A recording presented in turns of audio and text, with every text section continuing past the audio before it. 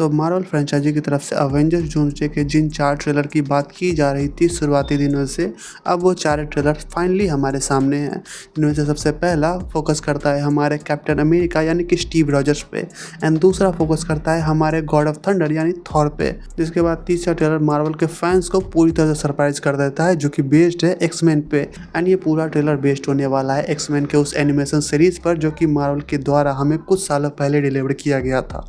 तो हमें ये ट्रेलर काफ़ी हद तक एक सरप्राइज दे देता है कि हम live action movies and series के सिर्फ कैरेक्टर्स एंड हीरोज़ को ही वापस नहीं ला रहे हैं, लेकिन इसी के साथ ही साथ हम मार्वल के उन एनिमी शोज़ के कैरेक्टर्स को भी वापस ला रहे हैं लाइव एक्शन में, जो कि लोगों में काफ़ी ज़्यादा पॉपुलर हुए थे। लाइक एक्समैन का वो शो, जिससे ये ट्रेलर काफ़ी हद तक इंस्पायर लगता है।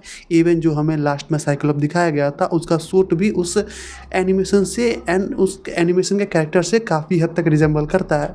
तो हम मान के चल सकते हैं कि इसमें बहुत सारे नई चीज़ें हमें देखने को मिलेंगी, एंड मैं एक्सपेक्ट करके चल रहा हूँ कि इसमें और भी नई सारे कैरेक्टर्स हमें देखने को मिलेंगे। इसके साथ ही साथ अगर तुम्हें याद हो तो मिस मार्वल में हमें जो बीस्ट दिखाया गया था वो भी इसमें देखने को मिलेगा। एंड मैंने इस चीज़ को काफ़ी लेट से नोटिस किया जब इस ट्रेलर का लीक वर्जन आया हुआ था 1 सप्ताह पहले ही। तब मैंने जब उस पर रिव्यू बनाया था, इसके बाद मैं जब इंस्टाग्राम खोलता हूँ, अपने सोशल मीडिया हैंडल्स को खोलता हूँ, तो उसमें मुझे बताया जाता है कि मार्वल इस चीज़ को बहुत पहले से प्लान कर रहा था अपने post credit scenes and all that. तो बहुत सारी चीज़ों के द्वारा मार्वल हमें पहले से ही हिंट दे रहा था कि बहुत सारी चीज़ें होने वाली हैं, कुछ बड़ा होने वाला है। बट तब मैं जब इसे देखता था, इन सारी चीज़ों को देखता था, तो मैं कहता था कि ठीक है, जस्ट लाइक पहले की मूवीज़ में मार्वल में हमें दिखाया जाता था, जैसे कि इन्फिनिटी स्टोन्स को हमें इंट्रोड्यूस किया गया, तो हमें बताया गया था कि बहुत सारी चीज़ें हैं, कुछ बड़ा आने वाला है। तब हमें थैनोस देखने को मिला। तो मैंने कहा कि हाँ, कि कैंग को ये एंटमैन के क्वांटमेनिया वाले मूवी में इंट्रोड्यूस करा चुके थे, तो मुझे लगा कि ये सारी बिल्डअप, जो ये सारा बिल्डअप हो रहा है, ये कहीं ना कहीं कैंग डायनेस्टी को लेकर हो रहा होगा। बट आगे चल के मुझे पता चला कि कैंग डायनेस्टी अब कहीं ना कहीं कैंसिल हो चुकी है, और मुझे ऐसा फील हो रहा है कि अब शायद से वो मैटर दब चुका है, तो हमें कैंग भी अवेंजर्स डूम्सडे में देखने को मिल जाएगा। बट अभी बात कर लेते हैं कि मुझे तब तक लग रहा था कि कैंग को बिल्डअप दिया जा रहा है, उसके आने वाले जो मूवीज़ हैं अवेंजर्स को लेके, उसमें उसे बिल्डअप दिया जा रहा है। बट मुझे नहीं पता था कि मार्वल कुछ इस तरह से यू टर्न लेगा एंड इन सारी चीज़ों को रिलेट कर देगा अवेंजर्स डूम्सडे से, डॉक्टर डूम से। और वही हमें इसमें देखने को मिल रहा है कि अब धीरे धीरे सारी चीज़ें कनेक्ट हो रही हैं, और हमें बताया जा रहा था बहुत पहले से ही पोस्ट क्रेडिट सीन्स के द्वारा ही कि हमें किस तरह से ये चीज़ें एट लास्ट में सीक्रेट वॉर्स में एंड उसके बाद जो एक इंड गेम आएगा अवेंजर्स का इसके बाद वाला, उसमें हमें देखने को मिलेगा। तो मैं मार्वल वालों की इस चीज़ से काफ़ी ज़्यादा खुश हुआ कि वो हर कैरेक्टर को एक अपना प्लॉट आर्मर देना चाहते हैं इस मूवी में। एंड इसी को देखते हुए मेरे मन में एक बहुत बड़ा सवाल उठा कि अगर ये जिस तरह से अपने कैरेक्टर्स को इंट्रोड्यूस करा रहे हैं कि captain America will return, Thor will return, and इसके बाद अब देखो तो एक्समैन विल रिटर्न, तो अगर इतने ज़्यादा कैरेक्टर्स को ये इंट्रोड्यूस करवा रहे हैं तो इतना बड़ा प्लॉट ये लाएंगे कैसे? एंड हाँ, एक तरह से आप ले भी जाए प्लॉट को तो कहीं ना कहीं आपकी मूवी बहुत ज़्यादा लंबी हो जाएगी। एंड यहीं पर ये ख्याल आता है कि इसलिए तो ये सीक्रेट वॉर्स ला रहे हैं।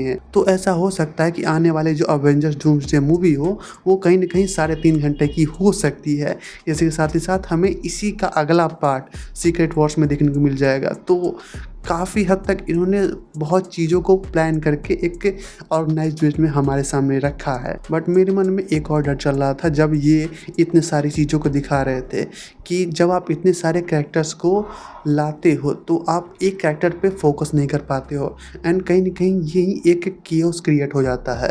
एंड मैं रूसो ब्रदर्स पे कहीं से भी डाउट नहीं कर रहा हूँ, they can pull it off. मैं जानता हूँ कि वो इस चीज़ को कंट्रोल कर सकते हैं, बट फिर भी इतने ज़्यादा कैरेक्टर्स, इतने हाई बजट एक्टर्स को आप मैनेज करोगे, कहीं ना कहीं एक केओस क्रिएट हो सकता है। एंड मैं जानता हूँ कि लोगों को कहीं ना कहीं डिस्ट्रैक्ट हो जाएंगे, वो लगातार एक कैरेक्टर दूसरे कैरेक्टर से इंटरेक्ट हो रहे होंगे, पास कर रहे होंगे, तो लोगों का फोकस एक जगह बैठ नहीं पाएगा। एंड यहीं पर मूवी के फेलियर के बहुत ज़्यादा चांसेस हैं, जिसको लेकर मैं कंसर्न हूँ। तो मेरे ये ख्याल आते हैं। एंड इसके बाद अपार्ट फ्रॉम ऑल दैट मैं बात करना चाहता हूँ अब इस चौथे ट्रेलर की। तो जैसा कि हमें लीक में पहले से ही पता चल चुका था कि ये पूरी तरह से बेस्ड होने वाला है तालोकन्स, वाकांडा और फैंटास्टिक फोर पे। वही हमें इसमें खास कर दिखाया गया है। सबसे पहले हमें शूरी दिखाई जाती है जो कि एक डेजर्ट में चल रही है। इसके बाद हमें तालोकन्स दिखाए जाते हैं। उसके बाद हमें नमूर दिखाया जाता है। एंड वो दोनों अपनी रॉयल्टी को शो ऑफ कर रहे होते हैं। जैसे कि शूरी आगे आगे चल रही होती है, इसके साथ साथ पीछे पीछे चल रहा होता है डोरा मिलाजे की पूरी टोली। वैसे ही हमें नमूर दिखाया गया है, उसके पीछे उसकी बहन नमूरा एंड इसी के साथ ही साथ उसकी की पूरी तालोकन सेना। That was insane. मैंने कहा भाई प्रॉपर टिकट सेलिंग पॉइंट ये था। और भाई ये बंदा क्या ही एकदम एंगर में मुझे दिख रहा है कि फाड़ डालेंगे जो भी आएगा। एंड लीक में हम देख चुके थे कि ये बंदा कहीं से भी नंगा पुंगा नहीं आया है। एंड चूंकि ये डेजर्ट में आया है तो ऑब्वियसली ये बंदा अपने स्किन से सांस लेता है, तो ऑब्वियसली ये बंदा अपने शरीर को ढक के ही आएगा, जो कि इसने प्रॉपर ढका भी है एक लेदर जैकेट लगा के। एंड इसके बाद हमें इसके हाथ में शायद से भाला है या फिर वो ट्राइडेंट है। तो ये जो तुम देख रहे हो लुक, ये कहीं न कहीं इसके कॉमिक बुक से रिजेंबल करता है काफ़ी हद तक। एंड इसमें मुझे जिस तरह से इसका एक्सप्रेशन देखने को मिला है ये भी काफ़ी हद तक इसके कॉमिक बुक से रिजेंबल करता है। तो अगर तुम भूले नहीं हो तो मैं याद दिला दूँ कि कहीं न कहीं अवेंजर्स डूम्सडे में जितने भी कैरेक्टर्स आने वाले हैं वो अपने कॉमिक एक्यूरेट सूट के साथ आएंगे। जैसा कि हमें साफ साफ देखने को मिल चुका है कि एक्समैन की सेना जो हमें कहीं न कहीं दिखाई गई है तीसरे वाले ट्रेलर में, उसमें जो साइक्लोप दिखाया गया है वो पूरी तरह से अपने कॉमिक एक्यूरेट सूट में है। एंड इसी के साथ ही साथ तुम अगर फैंटास्टिक फोर की बात कर लो तो इसका बेन ग्रिम हमें यानी कि द थिंग हमें इसी ट्रेलर में यानी कि ट्रेलर नंबर 4 में दिखाया गया है, वो भी अपने 1994 के कॉमिक एक्यूरेट सूट के साथ, जिसमें उसने कोई नंगा वाला शरीर बदन नहीं छोड़ा है। एक proper tight suit super hero suit के साथ वो बंदा आया है।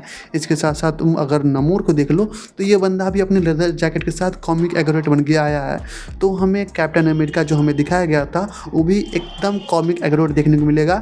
और काफ़ी लोगों से मैं ये काफ़ी दिनों से सुन रहा था कि थॉर इसमें काफ़ी अजीब लग रहा है। तो भाई तुम इस चीज़ की इंटेंसिटी को समझ नहीं रहे, डॉक्टर डूम के ऑरा को समझ नहीं रहे, उसके पावर को समझ नहीं रहे। ये बंदा मतलब कि ये थॉर खुद में एक गॉड है। एंड ये हेला से लड़ चुका है, हज़ारों लड़ाई लड़ चुका है एंड कभी नहीं डरा। इवन ये बंदा हर थैनोस से लड़ चुका है जो कि हाफ ऑफ द पॉपुलेशन को अपनी चुटकी से ख़त्म कर देता है, फिर भी ये बंदा एक पल के भी नहीं डरा। बट जब डॉक्टर डूम से लड़ाई हो रहा है and he was a may human जो कि कहीं ना कहीं थोड़े बहुत मैजिक को यूज़ कर सकता है एंड पूरी तरह से रिलाई करता है अपने साइंस पे, इस बंदे से वो बंदा डर रहा है। तो तुम समझ सकते हो एक गॉड होने के बाद भी डर रहा है। तो इस चीज़ की इंटेंसिटी को तुम्हें समझना होगा कि यहाँ पर मैटर एक्चुअल में बहुत ज़्यादा सीरियस है एंड यहीं पर चीज़ें काफ़ी ज़्यादा इंटेंस हो जाती हैं। एंड मुझे अब ऐसा फील हो रहा है कि इसमें हमें हरग्लिज भी देखने को मिलेगा।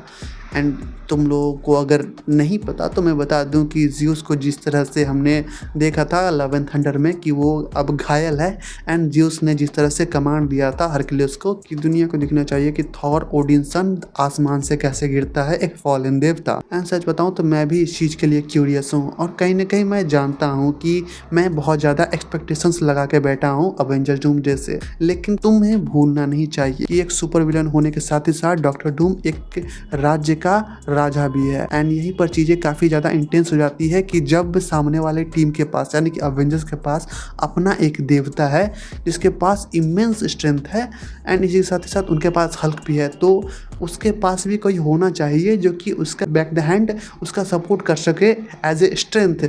तो वो शायद से अप्रोच कर सकता है हरक्यूलिस को।